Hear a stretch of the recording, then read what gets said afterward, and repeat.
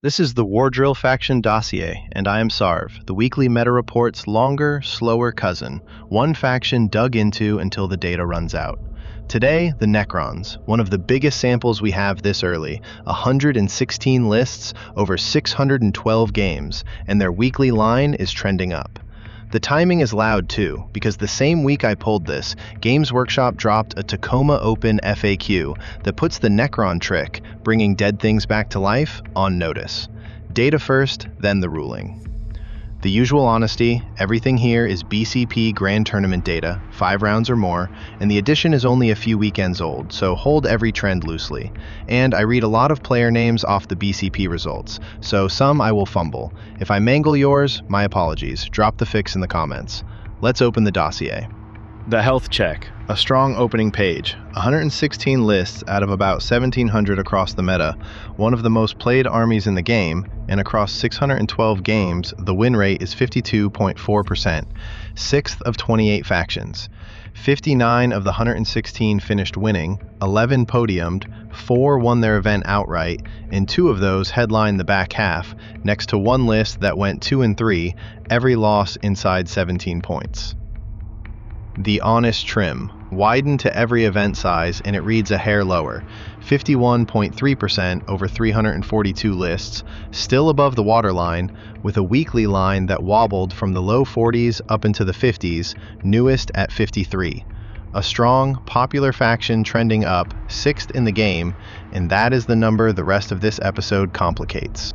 How the 116 split by detachment, and one is the whole story. Awakened Dynasty, 47 lists, the most played, winning 54.9%, and the detachment the Tacoma Ruling points straight at. Then the Cursed Legion pairings, Sky Shroud Spearhead, 20 lists, just under 50, Hand of the Dynasty, 7 lists, struggling at 37. And the spicy small samples, Canoptic Court, 6 at 61, Star Shatter Arsenal, 9 at 61, Cursed Legion with the Pharaoh's Armory, 5 at 60, the one our first champion won on. Read those high numbers with your eyes half closed, riding on 5, 6, 9 lists, so treat them as early reads. One reliable chassis winning above the line, plus boutique builds punching high. 2 champions won on Cursed Legion variants, the third on Awakened Dynasty. The units, the table to screenshot if you are building Necrons this month. The Technomancer, a Cryptech support character, in 55% of lists, the most played thing in the army, winning a shade over 52. Canoptic Wraiths behind it, about 53%. Then the one I would circle for value, Ophidian Destroyers, about half of all lists at 54%, and they tunnel under the table and pop up where you need them. The heavy hitters read lower, Scorpec Destroyers and the Scorpec Lord in the mid-40s, the Void Dragon in 43% at 56 carrier, and the Quiet Tell, the Canoptic Reanimator, about 45%, a model whose whole job is standing near your units, reanimating dead bodies. The army's most played pieces keep the rest from staying dead. Hold that thought to the FAQ segment. 3 leader attachments do the heavy lifting in the winning lists, and each one hands its squad one specific tool. The most repeated, 66 times, is a Technomancer joining Canoptic Wraiths, whose Rites of Reanimation gives the Wraiths Feel No Pain 5+, and he can patch one nearby model for up to 3 wounds at the end of your movement phase. Second, 58 recorded pairings, a Scorpec Lord leading Scorpec Destroyers, his United in Destruction giving that squad's melee lethal hits. Third, 16 recorded pairings, an Overlord with Translocation Shroud joining Lichguard, his Resurrection Orb, once a battle, supercharging the unit's reanimation, a D6 of wounds instead of a D3, with Dispersion Shields for a 4+ invulnerable. Every attachment is durability, a save, a heal, or a resurrection. The Necron identity in 3 cards. If you use the Wardrill app, drill the Technomancer into Wraiths and the Overlord into Lichguard, knowing the exact save and heal without flipping 3 cards mid-turn is free percentage. Matchups, every Necron game we captured, all event sizes, a wider net than the Grand Tournament table, mirror excluded. Start green. The best well-sampled lane is Astra Militarum, 47-16. just under 75%. The reanimating bodies simply outlast a guard gun line. Dark Angels, 30 to 14. Eldari, 30 to 15. World Eaters, 29 to 16. Custodes, 45 to 31. The middle holds the biggest samples. Space Marines, 70 to 64, basically even, with Emperor's Children and Thousand Sons right around the line. Now the red. Orcs, 21 to 43, about a third, one of the worst lanes on the board.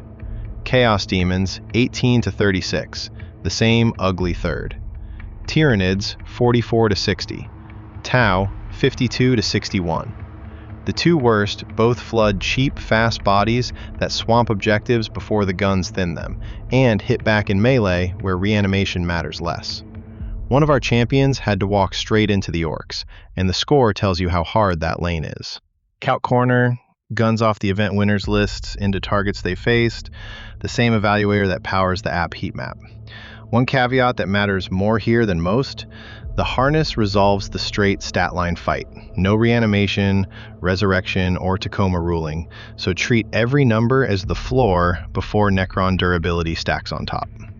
First, the favorable guard lane. Handziak's Monolith into one of Jordan Jones's Rogaldorn commanders, in cover, averages just under 14 damage on an 18 wound tank, a 33% wipe in one activation, so that 75% guard lane is earned over rounds. Second, the Orcs problem made concrete, and this one is from another of the weekend's Necron event winners, Carry Affronti. His 6 Locust Destroyers into a covered 20-model mob of boys average just under 15 damage, but the wipe chance is 7% because the mob is 20 deep and most are still standing to swing back. Now flip it. Alex Murphy's Rabute Gilliman into Handziak's 10 Lichguard, in melee, averages almost 20 damage, a 57% wipe, and that is the bare stat line only.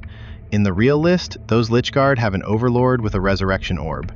None of it in the number, so the real brick is tougher than that. Floor numbers, all of them. Reanimation sits on top. Now the reason this episode landed today. The same week I pulled this data, Games Workshop published a Tacoma Open FAQ, and it takes a hammer to the Necron signature move. First, the scope, said plainly, because it is easy to overhype. This document is officially binding for one event only, the Warhammer Open in Tacoma, which starts tomorrow and runs through the weekend.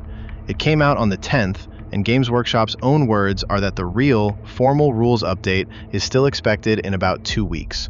So technically, none of this is the law yet. However, the competitive read, and I am pooling a lot of independent voices without naming any of them, is that something like 95% of this text survives into the July update intact. Organizers were sent it as a preview, so treat it as very likely and not yet certain. Here is what it says. 3 changes that interlock. 1. A revived character comes back on its own, unengaged, at starting strength 1, no longer part of the unit it was leading. 2. Healing and wound regain effects can no longer bring a destroyed character model back at all. 3. Objective control is worked out before any other end-of-phase abilities resolve. The Necron Stratagem in the Blast Radius has a name, and the FAQ names it too, Protocol of the Eternal Revenant.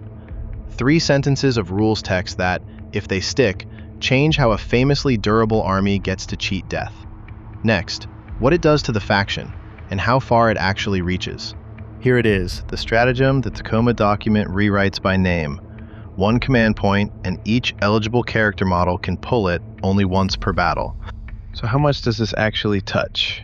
I will stay strictly on what we can count. At least 5 of the top 8 most played Necron units are attached character or reanimation pieces. The Technomancer in 55% of lists, Wraiths at 53, Scorpek Destroyers at 47, the Scorpek Lord at 46, the Reanimator at 45. And Honesty Flag, those shares overlap heavily. The same lists run several, so you cannot add them into one scary number. What that tells you is direction. The ruling reaches the mechanics behind a lot of what Necrons play, even if it reshapes only a slice. And for balance, our own digging found no evidence any character revival trick was actually winning events yet. 2 more changes in the same document reach past Necrons. Outside your core allotment, you can now generate at most 1 command point per battle round. and untargetability stratagems that used to work at 12 inches now work at 18. And this is the thread we will keep pulling. I will be watching how it plays out for Necron players at Tacoma this weekend, and I will have a follow-up video on what happened on Monday. List Review 1, the first of our 3 featured event wins, built around the biggest model in the army. Benjamin Handziak, the Indy Open Grand Tournament, 5-0, first place, on a combined Cursed Legion and Pharaon's Armory list. The centerpiece is a monolith, 420 points of floating pyramid with 4 death rays. Around it, 2 Catan, the Nightbringer and the Void Dragon, Necrosor Amintar. Then the durable core, 10 Lichguard with an Overlord with Translocation Shroud and his Resurrection Orb, 6 Locust Destroyers, a Canoptic Reanimator, and Ophidian Destroyers to tunnel and score. A lot of points sunk into a few hard-to-kill models, and that Overlord and Lichguard brick is exactly the piece the FAQ leaves alone. His run backs it. 5 straight wins, opening 100-45 over Astra Militarum in the lane Necrons dominate, closing 78-77 against Grey Knights. A 1-point knife fight for the trophy. I did not watch the games. And his own list runs 2 detachments, Cursed Legion and the Pharaon's Armory, so his disposition is not on record. The record and the rosters are the facts. Review 2 is the one that ties straight into the FAQ, and that is why it is here. Bjorn Olsen, the Summer Conflagration, 5-0, first place on Awakened Dynasty, playing Take and Hold. Remember, Awakened Dynasty is the single most played Necron detachment, 47 of our 116 lists, and it is the exact detachment the Tacoma Ruling points at. So this is what a winning version of the implicated build looks like. And it looks nothing like Handziak's. Where he brought 2 Catan and a monolith, Olsen brought bodies. A wall of Necron warriors, 4 20-model blocks and 2 10-model blocks, over 100 models, propped up by a small army of characters. Illuminor Saris, Imatek the Stormlord, Necrosor Amintar, a pair of Technomancers, a pair of Plasmancers, 2 Royal Wardens, a Psychomancer, and 2 Canoptic Reanimators, keeping the whole tide on its feet. This is the Reanimation Horde in its purest form, a mass of cheap warriors that you are supposed to kill and kill again, while it holds every objective and just keeps standing back up. It is also, honestly, the exact archetype the Ruling reaches, the Awakened Dynasty Reanimation Engine. Now, an important line. Olsen played this list and won this event before the Ruling existed. So nothing about his 5-0 is in question. It stands completely. What his run does is show us the build at full power, right before the rules maybe clip its wings. I want to be careful here. I did not watch his games, and I am connecting his list to the Ruling because the detachment is the same, and not because I saw a single resurrection happen on his table. Let's look at the run. Olsen's Summer Conflagration, round by round. Round 1, Black Templars, 98-65. Round 2, Emperor's Children, 93-77. Round 3, a Necron mirror against Anders Tvett's Cursed Legion list, 95-62. Round 4, Emperor's Children again, 89-75. Round 5, Leagues of Votann, 100-42, a clean finish for the trophy. 5-0 and never fewer than 89 points scored, a dominant weekend for the Reanimation Horde. Same honesty as before on the mission side. 2 of his 5 opponents ran single detachments, and a single detachment carries exactly 1 disposition, so those 2 are on record, priority assets and purge the foe, both into his own take and hold. The other 3 ran combined detachments, so I leave their dispositions unconfirmed. The factual layer is what stands. He locked take and hold, he ran the most implicated detachment in the faction, and he beat 2 Emperor's Children lists, a Templars list, a Necron mirror, and a Votann list without ever dropping a game. That is the Awakened Dynasty engine running clean. And if the July update reads the way the community expects, the next Bjorn Olsen has to win this event with a version of the list whose revived characters come back alone, no longer part of an attached unit. Whether that even slows it down is one of the things we are going to set a tripwire on at the end. Review 3 breaks the run because this list did not win. 2 of our featured players took their events outright, the third is here to show how a strong Necron list loses, and this one dropped 3 winnable games. Simon Edwards, the Birmingham Supermajor, 2 wins and 3 defeats. No Catan, no Monolith, no Warrior Horde. Edwards brought Destroyers, a swarm of them, a Scorpek Lord on 6 Scorpek Destroyers, a Locust Lord with a Resurrection Orb on 6 Locust Destroyers, 2 more units of Locust Heavy Destroyers, 3 units of Ophidian Destroyers, a Technomancer on a 6 model Wraith Brick, and Necrosaur Amintar. Fast, mobile, built to hit first and hit hard. When it clicked, it was ugly, 100 to 57 in the opener, 96 to 78 in round 4. Then the 3 that slipped away. Round 2, Death Guard, 60 to 77, ground down by a Death Guard list built to grind. Round 3, a Necron Mirror, 75 to 92, outlasted by another Awakened Dynasty build. Round 5, Chaos Demons, 89 to 95, 6 points short in the exact lane our chart calls one of the 2 worst, 17, 17, and 6. None of them blowouts, and the 6-pointer in the exact lane are chart flags. That is the lesson. This is the 50% detachment from earlier living its number out loud. A pure destroyer list runs a soft draw off the table, but it fields thin squads and nothing to anchor a grind, so against Death Guard, against a reanimating mirror, and in a bad matchup, it comes up 1 swing short every time. Destroyers are built to trade, and holding ground is where this list ran thin. And on his disposition, I will be straight. The export names 2, Purge the Foe and Reconnaissance, with no pick recorded, so I do not know which he locked and I will not guess. Before the wrap, how these 3 scored, because 11th edition mission play is where a durable army cashes in or stalls. Both players lock a force disposition, and the 2 together deal the primary off a matrix. Olsen locked Take and Hold, on record from his single Awakened Dynasty detachment.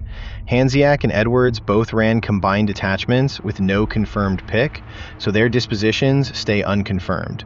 And a standing policy here, we keep disposition matchup talk off these videos unless both players' picks are concretely on record.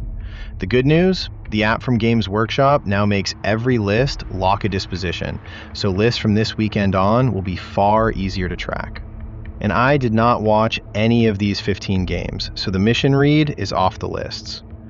Handziak and Edwards run Ophidian Destroyers, which vanish at the end of the enemy turn and tunnel back anywhere more than 8 inches from the enemy on your next turn, tailor-made for behind enemy lines. Olsen's Warrior Horde services the body count secondaries by fielding more units than anyone across the table. And every list leans on the same trick for holding objectives. Reanimation keeps a scoring unit alive 1 turn longer than it should. Exactly the trick the FAQ is about to touch. And this is the secondary those Ophidian Destroyers farm.